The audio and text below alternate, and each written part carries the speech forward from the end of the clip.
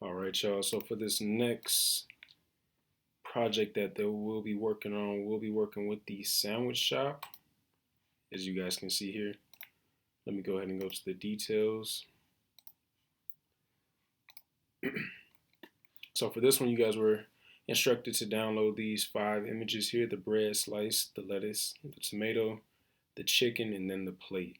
All right, so make sure that you guys download these 5 images to your POTW folder in your pictures folder. All right, so once you guys got that, we're gonna go to Photoshop. We're gonna go ahead and open up the plate. So we're gonna go to File, Open. We're gonna find our plate now. I'm just gonna go ahead and search it, P-L-A-T-E, plate. Hoping that it pops up. All right, here we go. Open up our plate. All right, so that is File, Open. Find the plate in your pictures folder.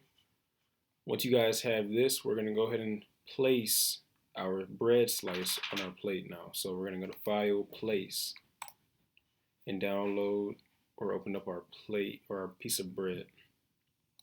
All right. So once you guys find that piece of bread, it's gonna come small. So we're gonna hold down the Shift key and expand those corners out. We're gonna make it around the same size, if not just a tad bit smaller than the plate, just so it doesn't oversee it. All right, that's about a good size right there. I'm gonna go ahead and Control 0 so I can make my screen a bit bigger. All right, once we have our piece of bread here, the next thing that we're gonna do is add our chicken. All right, so I just click down. Again, my Photoshop is a little bit more updated than yours, so I just click down on my piece of bread, and it indicates that I need to rasterize my image first, which you guys can definitely go ahead and do. I'm gonna do that, but for you guys have to right click on your bread slice and go down to rasterize layer. All right, so make sure that you do that. All right, so next thing we're gonna do is place the chicken on top of our bread slice. So we're gonna go to File, Place. We're gonna place our chicken on here. All right, so these come up pretty big already. So what we're gonna do is I'm gonna make mine a bit bigger. And I'm gonna leave it big right now just because we have to cut out one of these chicken nuggets. And yes, they are chicken nuggets, so not an issue at all. So I'm gonna go ahead and rasterize this so I don't get penalized for it. So I'm gonna right click, go down to rasterize so I don't have any issues. Let's go ahead and go to the magnetic lasso tool. All right, so it's the third tool from the top. We're gonna click and hold this down and go to magnetic lasso tool. And I'm gonna choose, let's just say, this first one here. So I'm holding down the Alt key, zooming in. And we're gonna go ahead and use our magnetic lasso tool by clicking once and dragging our mouse around our chicken nugget. All right, so try to stay as close to the outline as possible. This one is a really good one because it has a white background. So the magnetic lasso tool wants to attach itself to this brownish orange nugget, so it's kind of hard to miss. All right, once we get to this first dot that we started with, we're going to click inside of it, which gives us these marching ants, as you guys can see here. All right, I'm going to zoom out by holding down the Alt key and zooming back out. All right, now that I have my magnetic lasso tool surrounded around my chicken nugget, I'm going to go to Select Inverse. Click that. Once you guys see these outlines around the outside, I'm going to go ahead and hit backspace or delete, which would give me just my nugget, as you guys can see here. So Control D will allow us to deselect, and I'm going to go to the Move tool.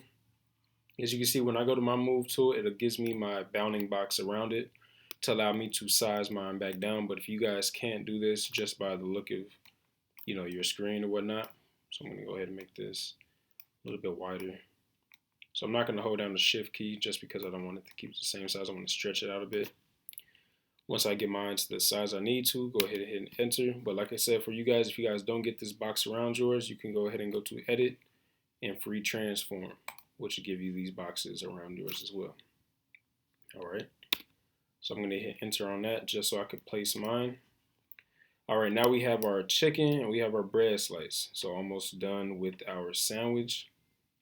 Next thing we're going to go ahead and do is File, Place, we're gonna place our lettuce slice on top of our image now. So again, mine has these bounding box. I'm gonna go ahead and stretch this out, and I'm gonna move my lettuce slice to the middle just so I can see how big I want it. Again, it doesn't have to be perfect because you can size it down to whatever size you want to after it is cut out. So I'm gonna make mine fairly big so I can cut it out afterwards. All right, so now that I have mine the size that I need, I'm gonna hit enter to place it, hold down the alt key to zoom in, and this picture is kind of blurry, so when we use our magnetic lasso tool, we're gonna have to be kind of slower and more tedious with this one just because, again, this has very low resolution. So if you want to keep, most of these angles and everything like that, you just want to kind of click a little bit more than you would naturally want to. All right, so I'm just clicking mine a little bit more than I would normally, just because these pixels are very, very off. So it's not going to get everything or every detail. So I'm just going to kind of click in areas that I don't think it's attaching itself to, just so I can get most of this piece of lettuce that I need. So I'm just clicking every couple inches or so.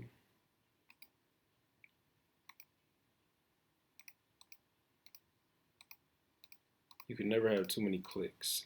It doesn't tell you, oh, you have this amount more clicks left. So you can click as many times as you want just to get as many angles as you can. All right. Now that I have my lettuce slice cut out, we're going to repeat our steps and go to select inverse to get the outside selection. And let me show you what happens when I hit delete. It's telling me that I need to rasterize it, not specifically, but this indication tells me that I need to rasterize my piece of lettuce. So I'm going to go back here, right click, rasterize, and then delete. All right, Control D to deselect it. So again, I tell you guys is every time that you upload an image into your Photoshop, you probably want to rasterize it first. That should be the first thing that you'll probably do before or after you size it, just because again, it will pop up with a notice telling you that you need to rasterize it. All right, I'm gonna go to my move tool just to even this out. This is a pretty big slice here, so I think this is pretty good actually the way I had it. All right, the next thing we're gonna do is go to File, Place one more time, and we're gonna place our tomato slice. We're gonna place our tomato slice on top, and apparently mine needs to re-download to my computer. All right, we're gonna place this tomato slice. As you can tell, I did this on purpose. So this was a PNG that I found online. So the tomato slice was already cut out. There was no background in it already. So this one is a backgroundless or transparent background on this this tomato. So you did not need to cut this one out, but I am showing you that there are images online that allows you to find images without backgrounds. If you type in transparent background, you can find those on there. All right. So we are almost done. We're about 90% done with this sandwich here. The last step that we're going to do here is create mayo. All right. So we're going to make a whole new layer, which if you go down to your layers tab, you'll find where it says create a new layer. It looks like a sheet of paper with the bottom left-hand corner folded up. Gonna go to create a new layer, click that, and as you can see, my new layer has popped up. I'm gonna change the name by double clicking layer 1 right away and type mayo. All right, I'm gonna type mayo. All right, the next thing I'm gonna do is I'm gonna go to my brush tool, which is the 7th tool from the top. I'm gonna click on my brush tool here, and I'm gonna change the size to about the same size of a spread that I would like. So I'm gonna change the size of it, bring my mouse over just to see how big it is. All right, that looks like a pretty decent size spread. So about 50, I would say 50 pixels. Depending on how big your sandwich is a pretty decent size. For the hardness, I'll probably want to keep mine as close to 100% as possible, just because we'll be playing around with it a bit. So keep the hardness about 100%, and I'm going to change the color to about, not white, because white is, super white. So we're not gonna have like, mayo isn't completely white. Kind of have like a beigeish color kind of sense. So give it like a little bit of a tint. So I'm gonna go about right here, kind of like a light tannish color. Make sure when I got that selected, I can see it right here in my color palette. So then I'm gonna start spreading. Oh, all right, let me change that now. So I just seen, if you guys can see here, that my spread is transparent and I don't want it to be transparent. So I'm gonna change the opacity to 100%. All right, change that back to 100% again. All right, so I'm gonna go ahead and spread this mayo on top of here. All right, and as you can see, this is on its own layer.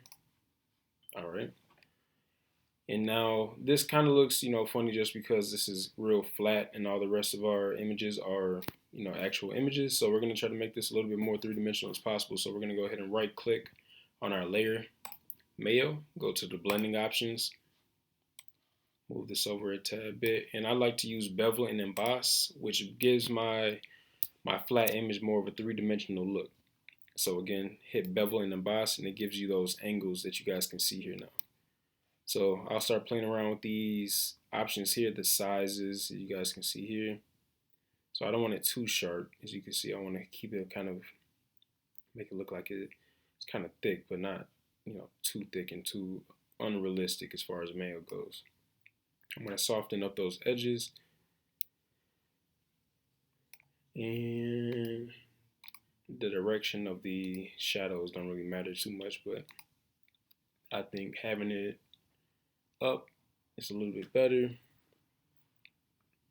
You can play with the angles. Again, I'm just playing around with these things here. You guys can definitely do that.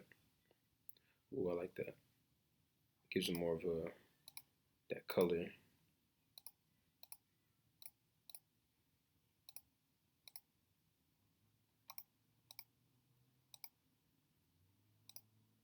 All right, I think I like this one the best.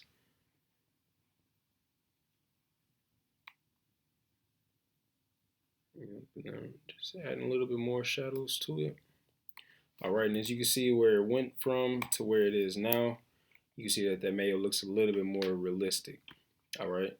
Again, we're not going to add a slice of bread again just because I need to see what the project looks like. So we're going to leave the sandwich just like this. Just imagine that it has that last slice of bread on top of it. And you are done and complete with your sandwich. So we're going to go ahead and go to File, Save As.